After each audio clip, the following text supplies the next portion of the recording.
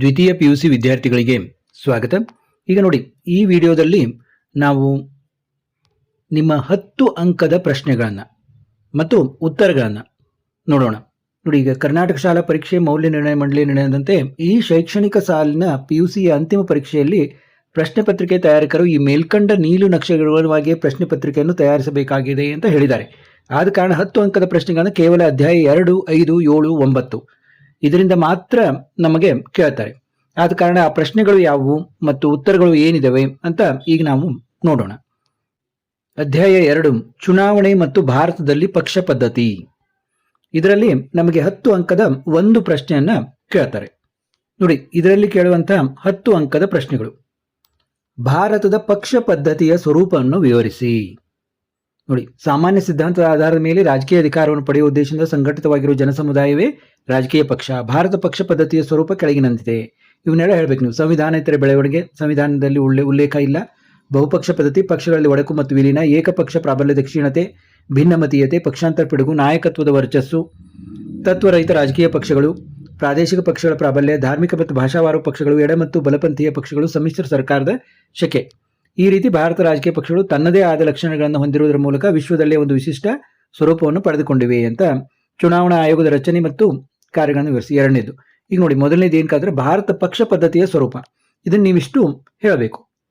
ಇಷ್ಟದ್ರ ಬಗ್ಗೆ ನೀವು ಸ್ವಲ್ಪ ಒಂದೊಂದು ಲೈನ್ ಬರೆದ್ರು ಕೂಡ ನಡೀತದೆ. ಇನ್ನು ಚುನಾವಣಾ ಆಯೋಗದ ರಚನೆ ಮತ್ತು ಕಾರ್ಯಗಳನ್ನು ವಿವರಿಸಿ. ಇದನ್ನು ಕೂಡ 10 ಅಂಕಕ್ಕೆ ಕೇಳ್ತಾರೆ.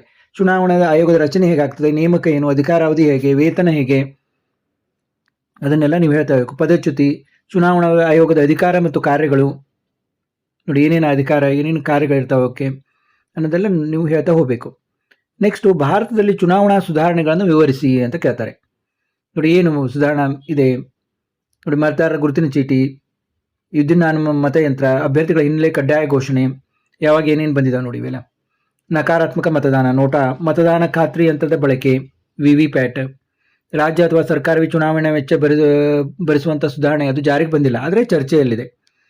ಪ್ರಜಾಪ್ರಭುತ್ವ ಆಧರಿಸಿರುವ ಚುನಾವಣಾ ವ್ಯವಸ್ಥೆ ಇತ್ತೀಚಿನ ವರ್ಷಗಳಲ್ಲಿ ಹಾದಿ ತಪ್ಪುತ್ತಿದೆ. ಚುನಾವಣೆ ಎನ್ನುವುದು ಈಗ ಉದ್ಯಮವಾಗಿದೆ. ಹಣ ಹೂಡಿಕೆ ಮಾಡಿ ವಾಪಸ್ ತೆಗೆದುಕೊಳ್ಳುವ ವ್ಯಾಪಾರ ನೀತಿಯನ್ನು ನಾವು ಕಾಣ್ತಾ ಇದ್ದೀವಿ. ಹಾಗಾಗಿ ಪ್ರಜಾಪ್ರಭುತ್ವ ಸಶಕ್ತವಾಗಿ ಉಳಿಯಬೇಕೆಂದರೆ ಚುನಾವಣಾ ವ್ಯವಸ್ಥೆ ಅಮೂಲಾಗ್ರವಾಗಿ ಬದಲಾಗಬೇಕು. ಆದ್ದರಿಂದ ಇನ್ನೂ ಸುಧಾರಣೆಗಳಾಗಬೇಕು ಅಂತ ಹೇಳಬೇಕು. ಇದು ಭಾರತದಲ್ಲಿ ಚುನಾವಣಾ ಸುಧಾರಣೆಗಳಕ್ಕಂತೂ ವಿವರಿಸಿರಿ ಅನ್ನೋದ್ರ ಬಗ್ಗೆ ನೀವು ಹೇಳುವಂಥದ್ದು. ಇನ್ನು ಭಾರತದ ರಾಜಕೀಯ ಪಕ್ಷಗಳ ಕಾರ್ಯಗಳನ್ನು ವಿವರಿಸಿರಿ. ನೋಡಿ, ಚುನಾವಣಾ ಪ್ರಣಾಳಿಕೆ ಸಿದ್ಧಪಡಿಸುವುದು, ಅಭ್ಯರ್ಥಿ ಆಯ್ಕೆ, ರಾಜಕೀಯ ಶಿಕ್ಷಣ ಮತ್ತು ಅರಿವು, ಚುನಾವಣೆಗೆ ಸ್ಪರ್ಧಿಸುವುದು, ಸರ್ಕಾರದ ರಚನೆ ಮತ್ತು ನಿರ್ವಹಣೆ, ವಿರೋಧ ಪಕ್ಷವಾಗಿ ಕಾರ್ಯನಿರ್ವಹಣೆ, ಸಾರ್ವಜನಿಕ ಅಭಿಪ್ರಾಯವನ್ನು ರೂಪಿಸುವುದು, ಸರ್ಕಾರ ಮತ್ತು ಜನರ ನಡುವೆ ಸೇತುವೆ, ಸಾರ್ವಜನಿಕ ಹಿತಾಸಕ್ತಿ ಆಗಬೇಕು, ರಕ್ಷಣೆ, ರಾಷ್ಟ್ರೀಯ ಹಿತಾಸಕ್ತಿ ರಕ್ಷಣೆ. ಈ ರೀತಿ ರಾಜಕೀಯ ಪಕ್ಷಗಳು ಪ್ರಜಾಪ್ರಭುತ್ವ ವ್ಯವಸ್ಥೆಯ ಅವಿಭಾಜ್ಯ ಅಂಗವಾಗಿ ನಮ್ಮ ಭಾರತದ ಸಂಸದೆ ಪ್ರಜಾಪ್ರಭುತ್ವ ವ್ಯವಸ್ಥೆಯಲ್ಲಿ ಸರ್ಕಾರ ಮತ್ತು ಪ್ರಜೆಗಳ ನಡುವೆ ಸೇತುವೆಯಾಗಿ ಕಾರ್ಯನಿರ್ವಹಿಸುತ್ತವೆ. ಈಗ ನೆಕ್ಸ್ಟ್ ನಮಗೆ 5ನೇ ಅಧ್ಯಾಯದಲ್ಲಿ 10 ಅಂಕದ ಪ್ರಶ್ನೆಗಳು ದೊರೆಯುತ್ತವೆ. ನೋಡಿ, 5ನೇ ಅಧ್ಯಾಯದಲ್ಲಿ ನಮಗೆ ಅಲ್ಲಿ ಕೂಡ 10 ಅಂಕದ ಒಂದು ಪ್ರಶ್ನೆ ಕೇಳ್ತಾರೆ. ಇಲ್ಲಿ ನೋಡಿ, 10 ಅಂಕದ ಪ್ರಶ್ನೆಗಳು: ರಾಷ್ಟ್ರ ನಿರ್ಮಾಣದ ಅಗತ್ಯಾಂಶಗಳು, ತೊಡಕುಗಳು ಮತ್ತು ಪರಿಹಾರೋಪಾಯಗಳನ್ನು ವಿವರಿಸಿರಿ. ನೋಡಿ, ಜನರನ್ನು ಸಂಘಟಿಸಿ ಅವರಲ್ಲಿ ಸಾಮರಸ್ಯ ಮೂಡಿಸಿ ಎಲ್ಲರೂ ಒಪ್ಪಿಕೊಳ್ಳುವ ವ್ಯವಸ್ಥೆಯನ್ನು ನಿರ್ಮಿಸುವ ವಿಶಾಲ ಪ್ರಕ್ರಿಯೆ ರಾಷ್ಟ್ರ ನಿರ್ಮಾಣ. ಈ ರಾಷ್ಟ್ರ ನಿರ್ಮಾಣದ ಅಗತ್ಯ ಅಂಶಗಳು ಏನೇನು? ಜನತೆಯ ಬೆಂಬಲ, ಉತ್ತಮ ಆಡಳಿತ, ದಕ್ಷ ನಾಯಕತ್ವ, ರಾಜಕೀಯ ಸಂಸ್ಕೃತಿ, ಅಧಿಕಾರ ಹಂಚಿಕೆ, ಸಾರ್ವತ್ರಿಕ ಶಿಕ್ಷಣ, ರಾಷ್ಟ್ರೀಯ ಗುಣ, ರಾಷ್ಟ್ರೀಯ ಸಮಗ್ರತೆ, ಜವಾಬ್ದಾರಿಯುತ ಸಮೂಹ ಮಾಧ್ಯಮಗಳು, ಜವಾಬ್ದಾರಿಯುತ ಬೌದ್ಧಿಕತೆ. ತೊಡಕುಗಳು ಏನೇನಿದೆ? ಬಡತನ, ಜನಸಂಖ್ಯಾ ಸ್ಫೋಟ, ಪ್ರಾದೇಶಿಕ ಅಸಮತೋಲನ, ಸಾಮಾಜಿಕ ಮತ್ತು ರಾಜಕೀಯ ಕ್ಷೋಭೆ, ರಾಜಕೀಯ ಬಿಕ್ಕಟ್ಟು. ಪರಿಹಾರಗಳೇನು? ರಾಜಕೀಯ ಸ್ಥಿರತೆ, ಆದ್ಯತೆಗಳ ಆಯ್ಕೆ, ಕಾರ್ಯಕ್ರಮಗಳ ಪರಿಣಾಮಕಾರಿ ಅನುಷ್ಠಾನ, ಮಿಶ್ರ ಆರ್ಥಿಕತೆ, ರಾಜ್ಯ ನಿರ್ದೇಶಕ ತತ್ವಗಳ ಅನುಷ್ಠಾನ, ನಾಗರಿಕ ಸಮಾಜದ ಪಾತ್ರ. ಇದನ್ನೆಲ್ಲ ಬರೀಬೇಕು. ಅನಕ್ಷರತೆಗೆ ಕಾರಣಗಳೇನು? ಇದು ಹೇಗೆ ಪ್ರಜಾಪ್ರಭುತ್ವಕ್ಕೆ ಅಡ್ಡಿಯಾಗಿದೆ? ನೋಡಿ, ಬಹಳಷ್ಟು ಸಾರಿ ಕೇಳಿದ್ದಾರೆ ಇದನ್ನು ಕೂಡ. ನೋಡಿ, ಏನೇನು? ಜನಸಂಖ್ಯಾ ಸ್ಫೋಟ, ಬಡತನ, ಸಾಮಾಜಿಕ ಹಿಂದುಳಿದಿರುವಿಕೆ, ಬಾಲ ಕಾರ್ಮಿಕ ಪದ್ಧತಿ, ಕಡಿಮೆ ಗುಣಮಟ್ಟದ ಶಾಲೆಗಳು. ಯಾವ ರೀತಿ ಇದು ಕಳಂಕ ಆಗಿದೆ? ರಾಜಕೀಯ ಪ್ರಜ್ಞೆ ಕೊರತೆ, ಕಡಿಮೆ ಪ್ರಮಾಣದ ಮತದಾನ, ಹಣ ಮತ್ತು ತೋಳ್ಬಲ, ಜನಪ್ರಿಯ ರಾಜಕಾರಣ, ಸರ್ವಾಧಿಕಾರತ್ವದ ಉಗಮ. ಇನ್ನು ಕೋಮುವಾದದ ಕಾರಣಗಳನ್ನು ತಿಳಿಸಿ ಹಾಗೂ ಅವುಗಳ ನಿವಾರಣೋಪಾಯಗಳನ್ನು ಕುರಿತು ಬರೆಯಿರಿ. ನೋಡಿ, ಒಂದು ಧರ್ಮದ ಜನರು ತಮ್ಮ ಧರ್ಮದ ಬಗ್ಗೆ ಅತಿಯಾದ ವ್ಯಾಮೋಹವನ್ನು ಹೊಂದಿದ್ದು ಇತರೆ ಧರ್ಮದ ಬಗ್ಗೆ ಕೀಳರಿಮೆ ಹೊಂದಿರುವುದಕ್ಕೆ ಕೋಮುವಾದ ಅಂತೀವಿ. ಇದಕ್ಕೆ ಕಾರಣ ಏನು? ಭಾರತದಲ್ಲಿ ಬ್ರಿಟಿಷರ ನೀತಿ, ಹಿಂದೂ ಮುಸ್ಲಿಂ ರಾಷ್ಟ್ರೀಯವಾದ, ಕೋಮು ಗಲಭೆ, ರಾಜಕೀಯ ಪ್ರೇರಿತ ಧಾರ್ಮಿಕ ಸಂಘಟನೆಗಳು. ಈ ರೀತಿ ಕೋಮುವಾದಕ್ಕೆ ಮೇಲಿನ ಅಂಶಗಳಷ್ಟೇ ಕಾರಣವಲ್ಲದೆ ಕೋಮು ಸಾಹಿತ್ಯ, ಪಠ್ಯಪುಸ್ತಕಗಳು, ಕೆಲವು ಧರ್ಮೀಯರ ಪ್ರತ್ಯೇಕತಾ ಮನೋಭಾವನೆಗಳು ಇನ್ನೂ ಮೊದಲಾದವುಗಳು ಕಾರಣವಾಗಿವೆ. ಕೋಮುವಾದ ನಿವಾರಣೋಪಾಯಗಳೆಂದರೆ ಜಾತ್ಯತೀತತೆ, ರಾಷ್ಟ್ರೀಯ ಭಾವೈಕ್ಯತೆ, ನೆರೆಹೊರೆಯ ಶಾಂತಿ ಸಮಿತಿಗಳು. ಇನ್ನು ಭಾರತದಲ್ಲಿ ಭಯೋತ್ಪಾದನೆಗೆ ಕಾರಣಗಳು ಹಾಗೂ ಪರಿಹಾರೋಪಾಯಗಳನ್ನು ಚರ್ಚಿಸಿ. ಇದು ಬಹಳ ಇಂಪಾರ್ಟೆಂಟ್ ಆದ ಪ್ರಶ್ನೆ. ಅನೇಕ ಸರಿ ಕೇಳಿದ್ದಾರೆ ಇದನ್ನು. ಇಲ್ಲಿ ಸಾಮಾನ್ಯ ಜನರಲ್ಲಿ ಭಯ ಹುಟ್ಟಿಸಿ ತಮ್ಮ ಸೈದ್ಧಾಂತಿಕ ಗುರಿಗಳನ್ನು ಈಡೇರಿಸಿಕೊಳ್ಳಲು ಉದ್ದೇಶಪೂರ್ವಕವಾಗಿ ದೇಶದಲ್ಲಿ ಆತಂಕದ ವಾತಾವರಣ ನಿರ್ಮಿಸುವುದೇ ಭಯೋತ್ಪಾದನೆ. ಈ ಭಯೋತ್ಪಾದನೆ ಕೆಳಗಿನ ಅನೇಕ ಕಾರಣಗಳನ್ನು ನೀಡಬಹುದಾಗಿದೆ. ಪ್ರತ್ಯೇಕವಾದಿ ಚಳವಳಿಗಳು, ಧಾರ್ಮಿಕ ಮೂಲಭೂತವಾದ, ಈಶಾನ್ಯ ಭಾಗದ ಜನಾಂಗೀಯ ಸಮಸ್ಯೆ, ದುರ್ಬಲ ರಾಜಕೀಯ ವ್ಯವಸ್ಥೆ, ಆರ್ಥಿಕ ತಾರತಮ್ಯ. ಇದಕ್ಕೆ ಪರಿಹಾರೋಪಾಯಗಳು ಏನೇನು? ಶಾಸನೀಯ ನಿಯಂತ್ರಣ, ಸಾಮಾಜಿಕ ಆರ್ಥಿಕ ಕ್ರಮಗಳು, ಸಾಮಾಜಿಕ ಜೀವನಕ್ಕೆ ಅವಕಾಶ, ಶಿಕ್ಷಣ, ಉದ್ಯೋಗ ಅವಕಾಶಗಳು, ಧನ ಸಹಾಯ, ಆರ್ಥಿಕ ಸಮಾನತೆ, ಪುನರ್ವಸತಿ ಮತ್ತು ಪ್ರಾದೇಶಿಕ ಅಸಮಾನತೆ ನಿರ್ಮೂಲನೆ. ಇನ್ನು ನಾವು 7ನೇ ಅಧ್ಯಾಯದಲ್ಲಿ ನೋಡೋಣ. ನೆಕ್ಸ್ಟ್ 5 ಬಿಟ್ಟರೆ 7ನೇ ಅಧ್ಯಾಯ ನೋಡಿ. 7ನೇ ಅಧ್ಯಾಯದಲ್ಲಿ ಕೂಡ 10 ಅಂಕದ ಒಂದು ಪ್ರಶ್ನೆಯನ್ನು ಕೇಳಲಾಗುತ್ತೆ ನೋಡಿ. 10 ಅಂಕದ ಪ್ರಶ್ನೆಗಳು. ಖಾಸಗೀಕರಣದ ಅರ್ಥ, ಪ್ರಾಮುಖ್ಯತೆ ಮತ್ತು ರಾಜಕೀಯ ಪರಿಣಾಮಗಳನ್ನು ವಿವರಿಸಿ. ಇದು ಕೂಡ ಇಂಪಾರ್ಟೆಂಟ್ ಪ್ರಶ್ನೆ. ಸರ್ಕಾರಿ ಒಡೆತನದಲ್ಲಿರುವ ಕೈಗಾರಿಕೆಗಳನ್ನು ಖಾಸಗಿ ಸಂಸ್ಥೆಗಳಿಗೆ ವರ್ಗಾಯಿಸುವುದೇ ಖಾಸಗೀಕರಣ. ಇದರ ಪ್ರಾಮುಖ್ಯತೆ ಏನು? ಹೊಸ ಉದ್ಯಮಗಳನ್ನು ಪ್ರೋತ್ಸಾಹಿಸುತ್ತದೆ, ಕಾರ್ಯದಕ್ಷತೆ, ಸಾಮರ್ಥ್ಯ ಹೆಚ್ಚಿಸುತ್ತದೆ, ವಿನೂತನ ಯೋಜನೆ. ಗುರಿ, ಬಂಡವಾಳ, ಏಕಸ್ವಾಮ್ಯ. ರಾಜಕೀಯ ಪರಿಣಾಮಗಳು, ಸಂಪತ್ತಿನ ಕೇಂದ್ರೀಕರಣ, ಅಧಿಕ ಲಾಭ, ಸ್ಥಳೀಯ ಕೈಗಾರಿಕೆಗಳ ನಾಶ, ರಾಷ್ಟ್ರೀಯ ಹಿತಾಸಕ್ತಿಗೆ ಧಕ್ಕೆ, ಸಾರ್ವಭೌಮತ್ವಕ್ಕೆ ಧಕ್ಕೆ, ಉದ್ಯೋಗ ಭದ್ರತೆ ಇಲ್ಲ, ಸೇವಾ ಮನೋಭಾವ ಇಲ್ಲ.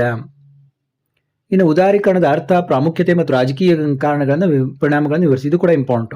ಆರ್ಥಿಕವಾಗಿ ಅನೇಕ ನಿಬಂಧನೆಗಳನ್ನು ಮುಕ್ತಗೊಳಿಸುವ ಪದ್ಧತಿಯೇ ಉದಾರೀಕರಣ.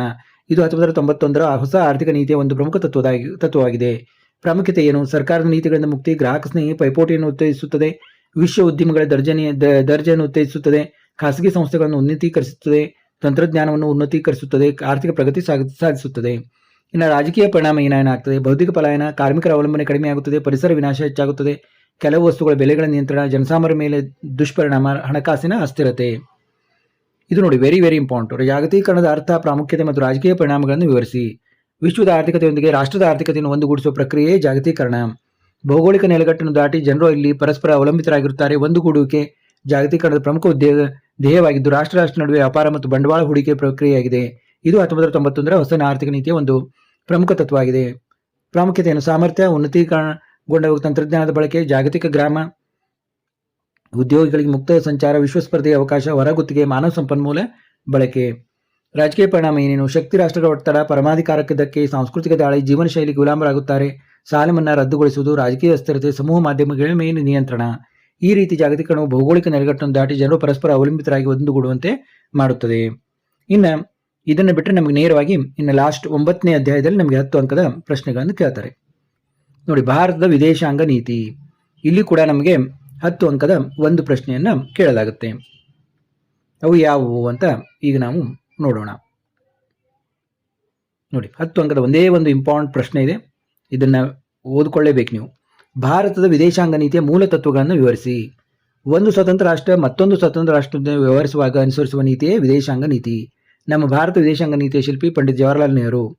ಭಾರತ ವಿದೇಶಾಂಗ ನೀತಿಯ ಮೂಲ ತತ್ವಗಳೆಂದರೆ ಅಲಿಪ್ತ ನೀತಿ, ಸಾಮ್ರಾಜ್ಯಶಾಹಿ ನೀತಿ ಮತ್ತು ವಸಾಹತುಶಾಹಿಗೆ ವಿರುದ್ಧ, ವಿಶ್ವಸಂಸ್ಥೆಯಲ್ಲಿ ನಂಬಿಕೆ, ಗುರಿ ಮತ್ತು ಮಾರ್ಗ, ವರ್ಣ ಮತ್ತು ಜನಾಂಗೀಯ ತಾರತಮ್ಯಕ್ಕೆ ವಿರೋಧ, ಪಂಚಶೀಲ ತತ್ವ, ಕಾಮನ್ವೆಲ್ತ್ ರಾಷ್ಟ್ರಗಳೊಡನೆ ಒಪ್ಪಂದ, ನಿಶಸ್ತ್ರೀಕರಣ, ವಿಭಜಿತ ರಾಷ್ಟ್ರಗಳ ಬಗ್ಗೆ ಅನುಕಂಪ, ಚಿಕ್ಕ ರಾಷ್ಟ್ರಗಳ ಬಗ್ಗೆ ಒಲವು, ಆಫ್ರಿಕಾ ಏಷ್ಯಾದ ರಾಷ್ಟ್ರಗಳ ಬಗ್ಗೆ ವಿಶೇಷ ಆಸಕ್ತಿ, ಶೀತಲ ಸಮರಕ್ಕೆ ವಿರುದ್ಧ. ಇಲ್ಲಿ ನಿಮ್ಗೆ ಏನು ಮಾಡ್ಬೇಕಂದ್ರೆ ಇವೆಲ್ಲ ನಿಮಗೆ ನೆನಪಾಗಲಿಲ್ಲ ಅಂದರೆ ನಿಮಗೆ ಯಾವುದು ನೆನಪಾಗ್ತಾವಲ್ಲ ಅವನ್ನೇ ನೀವು ಜಾಸ್ತಿ ಸ್ವಲ್ಪ ಒಂದು 4-5 ಲೈನು ವಿವರಿಸುತ್ತಾ ಹೋಗಬೇಕು. ಹಾಗೆ ಮಾಡಿದ್ರೂ ಕೂಡ ನಿಮಗೆ ಅಂಕಗಳು ದೊರೆಯುತ್ತವೆ. ನಮ್ಮ ಭಾರತ ವಿದೇಶಾಂಗ ನೀತಿಯಲ್ಲಿ ಅನೇಕ ಬದಲಾವಣೆಗಳಾಗಿದ್ರೂ ಕೂಡ ಈ ಮೇಲಿನ ಮೂಲ ತತ್ವಗಳು ಹಾಗೆ ಉಳಿದುಕೊಂಡಿವೆ ನೋಡಿ. ಈಗ 5 ಅಂಕದ ಪ್ರಶ್ನೆಗಳನ್ನು ನೋಡಿದ್ವು, 10 ಅಂಕದ ಪ್ರಶ್ನೆಗಳನ್ನು ನೋಡಿದ್ವು. ಇದೇ ರೀತಿ ನಿಮ್ಮ 1 ಅಂಕದ 2 ಅಂಕದ ಪ್ರಶ್ನೆಗಳನ್ನು ಕೂಡ ಮುಂದಿನ ವಿಡಿಯೋದಲ್ಲಿ ನೋಡೋಣ.